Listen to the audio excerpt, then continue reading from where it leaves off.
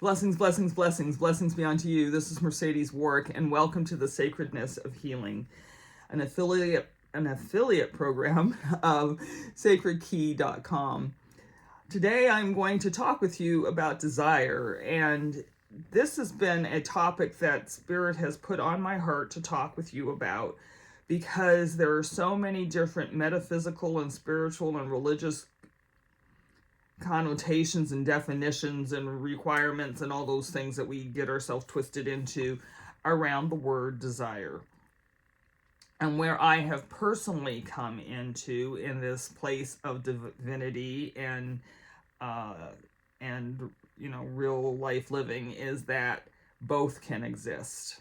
And so I want to talk with you about desire, and I want to talk with you about the divine heart space in which we can place our desires into, as well as the bubbling ups of desire that is really gifted to us through our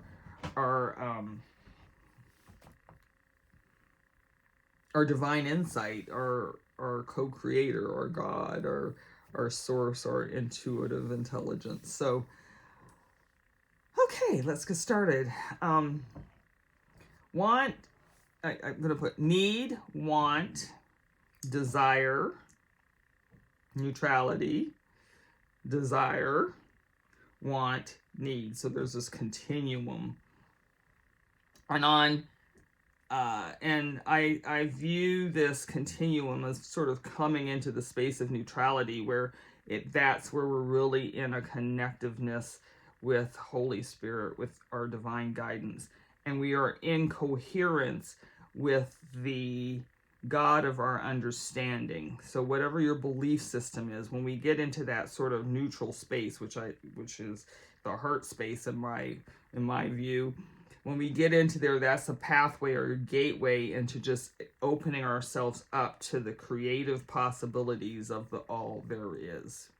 So it takes me out of the narrowly defined human requirement that I'm looking at, and it opens me up into a field of all possibilities where things can emerge and ideas can come from. People may come into your space that has expertise, resources then become available, and or things may contract and feel a little restrictive, and there might be sort of a stepping back because you'll feel like this is not the time to step into something, right?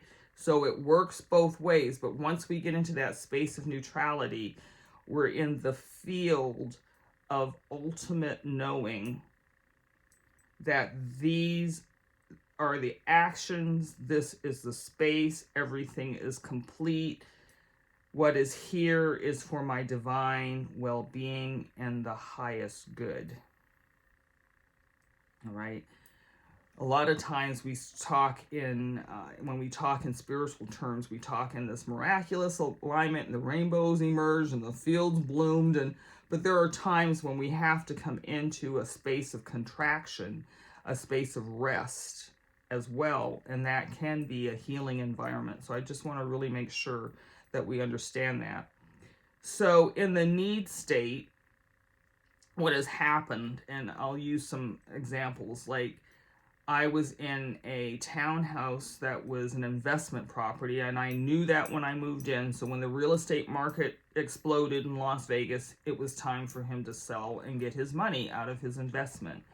And at the time, on the same day, I got told that that chemotherapy was being recommended for my next course of treatment, and I had been very resistant to doing chemo, and that I needed to move on the same day. The blessing was that my landlord and the property management team gave me 4 months notice, and by contract they could have only given me 30 days. That was a blessing. So I had to breathe into the space, because at the time the need was all of these resources, and it wasn't just money. Money was part of it, but it was the physical capacity to move. It was the physical capacity to pack. It was the physical capacity to maintain my physical strength during chemo, because this all happened at the same time. There was all of these things that were at the time overwhelming and a little scary. Putting chemicals into my body, the chemotherapy into my body. There was a time during chemo I was literally in the fetal position crying and apologizing to my body that I had succumbed to putting these chemicals in my body. It was a highly charged, highly emotional time on my journey, and that's all I'm going to say about it right now. So that need state is kind of, it can be a lot of emotion, is ego driven, and the ego is not a bad thing. The ego is the mechanism that we have to create safety and security within this physicality. We want our body to be safe, we want our body to be housed, we want our body to be fed. That there's nothing wrong with those things. It's the fear of not being able to, or having the capacity to do it, that gets us into an emotional state and takes us away from the feeling state of what does success in this area look like? What does accomplishment and achievement in this, and acquisition, I'm going to use that, in this area looks like, and how will I feel when this is accomplished? When we're in need, we're not doing all that stuff. It's like, this is very real at this time. So what I usually do as sort of the next step, if somebody comes to me, is I say, okay, so what do you want to have happen here? Like, what do you want to have happen? What you want to have happen is truly viable. It may not be opening you up to the gorgeous possibilities of God deliverance, but it's like, what do you want to have happen? And it could be as simple as I want to have a roof over my head. I want food to eat. I want physical sustenance, stamina and stability. And so those things can be very, very, very real. What do you want to have happen? And I think there's real value in that. And at that point, I pull out my prayer journal, somewhere between need and want, and I pull out my prayer journal. I have a place where I just kind of do a dump, to be honest about it. I'm afraid about this. I want this to happen. And I just write, one day, when it's all filled up, I'll probably burn the book. But it gives me a place to dump all of those fears and emotions and anxiety, so that I can begin to, come into my holiness. I'm holding my head because normally, I see, I close my eyes, I put my hands over my eyes, I can see my interior space, and I can see the light and the darkness, and I put my hands over my eyes and my heart, my solar plexus, if I want power. Sometimes I find myself putting my hands on just below my belly button, the second chakra, for creation, and just really trying to stay present in the moment and not take flight into some, for me, into the ethers somewhere, like I can't deal with this, so I'm just not going to right now. So writing it down allows me to stay connected with the situation. And I begin to feel like my power is coming back, right?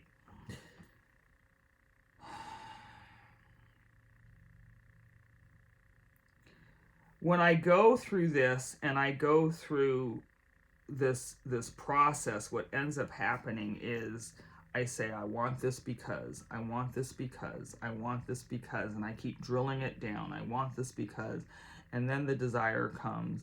I want this home because I will be safe. I will be able to function in it. It will give me independence, and I can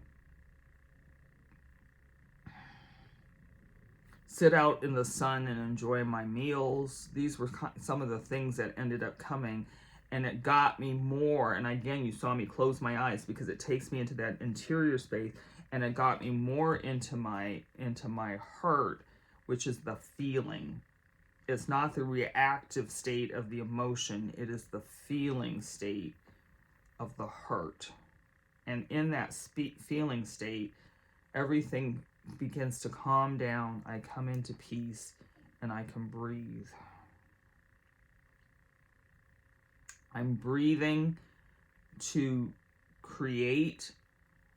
When I'm in the need want, I'm breathing to flee, fight or flight, right? So everything on your body tenses up and you're just trying to move and do things. But when I come into that feeling state, and I can begin to imagine what my home looks like, what the treatment may look like, what I need to do. And this actually happened. I ended up taking 4 bags into treatment with me. One was my spiritual toolkit, one was my nutrition toolkit, one was my comfort toolkit. Just maybe it was three bags. My comfort toolkit, my spiritual toolkit, and my nutritional toolkit. I took 3 bags into chemo, and that design for that came out of, when I got to the point of, I want to get through chemotherapy as connected as I possibly can through the holiness of God. I want the holy healing field to be with me as I'm putting these chemicals into my body.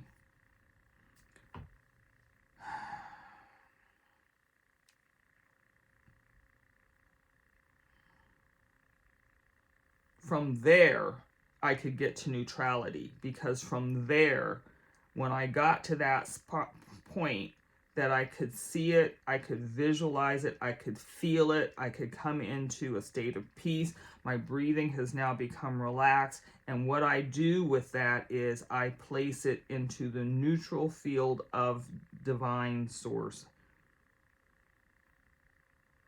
And that is where I rest. And so it may be that the item is the new home, and by the time I get there, I can relax into that holy space and I allow the divine to come forward.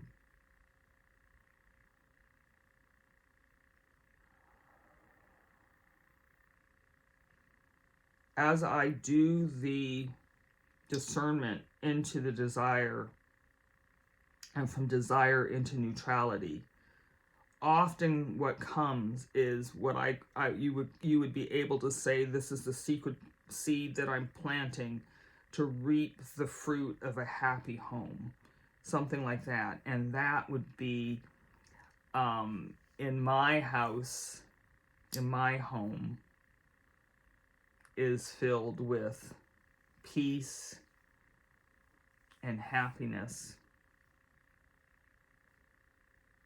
And I added the word safety for a lot of personal reasons, but that might be something.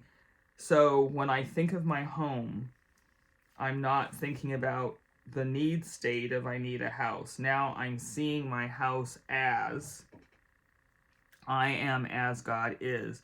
I am happy. I am safe.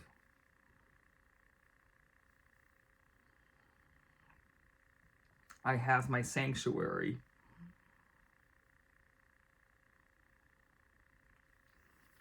And there is a peace, because my sacred key promise is peace. There is a peace that flows into me when I know that I have it. So as I'm working through the process of getting a home, getting the moving boxes, getting the financing, getting the location of the new home, the neighborhood of the new home, as I'm going through this work, now my desire has left from the actual I need a new home to, in my new home is, I am as God is. My new home is peaceful. I am peace. My new home is safe. I am secure. My new home is cherished. I am living in my sanctuary. And as I'm moving, I'm packing. And when I feel myself, my shoulders start going up, I release. I am as God is. So many people, as I have gone through this journey with cancer, and quite honestly, the sacredness of healing, because a lot of people have come to me with a lot of different conditions and situations. And what I have known is, especially women, I just want to see my kids through school. They're too young. I can't leave them now. And as we go through this process, as I take somebody through this process, it would be the biggest joy of my life to see my daughter's wedding day. Oh, it is. I am. I am in joy.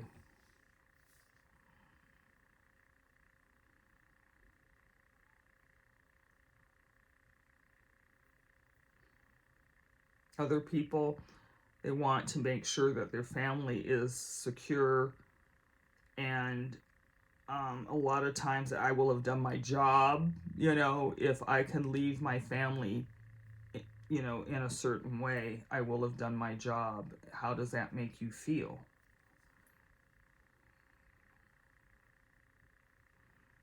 I feel worthy. I feel like I've accomplished my purpose. Every day I live, as I move into that space of taking care of my family, I have accomplished my purpose. I am accomplishing my purpose. My purpose is accomplished with the ED. So this is how we move that external stimulation that throws us into the need state, and how we shift it and transform it and move it into the neutrality of the compassionate presence. And then from there, what will also happen, I have found, is that even as I'm saying something, especially if it's safety and security, I am safe and I'm secure. And then one day I'll look up, and this actually happened in my house. I was like, I am content. And with that word content, everything just settled into my body. Because that safety and security thing still got a hint of the fear. I need to be safe, I need to be secure, right? But when I moved into I am content. And so the wisdom key and the I call it the massaging, but the Holy Spirit, your guidance, your divine relationship doesn't stop once you write that in the book. You then use that as your practice. You bring that into your lifestyle and your practice. So often, as I have gone through this journey, it has not been, a matter of fact, somebody just said this to me, it has been how I've lived through the journey.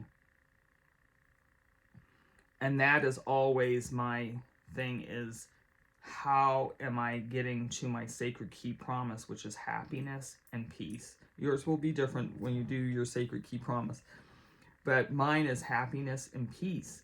And so as I'm massaging my life, does this feel peaceful? Am I happy in the situation? And those are desires, but I release that into spirit. And am I supposed to be here in this moment, in this way, with these people, in the circumstance right now? No. I am happy. I am peaceful. And I will say to my inner work, reveal to me the love here. Reveal to me the happiness here. Reveal to me the peace here. And I just breathe it. When I get worried, those are the words I use. Reveal to me the happiness. Reveal to me the peace. Reveal to me the love. Reveal to me my power. So often in our medical journeys, it is a feeling of I have to because. Reveal to me my power in this situation. That's an important one. So I think this is enough for now. God whispers, when we get the internal whisper and we say, oh, I want to take that vacation. And it's like, I need to go to Sedona. I need to go to New Mexico. That actually happened. I need to go to New Mexico. And I went to New Mexico and I just rested. But it was a gorgeous time in my life. I met some good people. And it was the first time I kind of just let go. And so God whispered, go to New Mexico, right? I'm in this house. God said, buy that house, that one. Here's what I want you to do. This, and this. When you're in your daily practice and you get connected with that intuitive sense, it does not leave you in your time of discomfort and disease. It is here to support you. So, have a desire. Desire is a way of evolving into your sacredness in a time of stress. And if you're just desiring that shiny red new car and you can afford it, and just understand it's an external thing. But if you say, show me how that car will benefit me, or show me how that car, and write it into your prayer journal, let it go. I need transportation, let it go. I want to have some fun with my car, let it go. I want my car to be able to drive long distance, and I want to be comfortable and take my dog, let it go. I want to be able to glamp in my car. I would do some camping at different campsites. See all the different things. There's all these different possibilities. And so when the thing comes forward, it's like revealed to me why this has come in this way. Okay? I think that is enough for now. Let's close our eyes and exhale. Breathe in and exhale.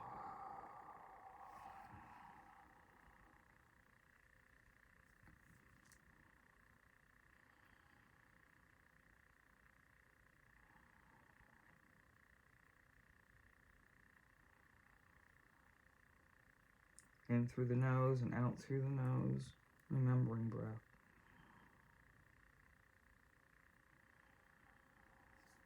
Namaste. May you know the divine intimately.